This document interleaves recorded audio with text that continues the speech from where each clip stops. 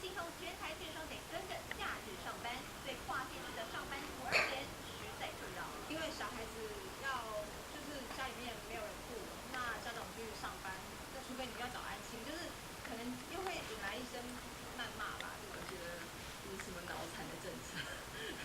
觉得啊。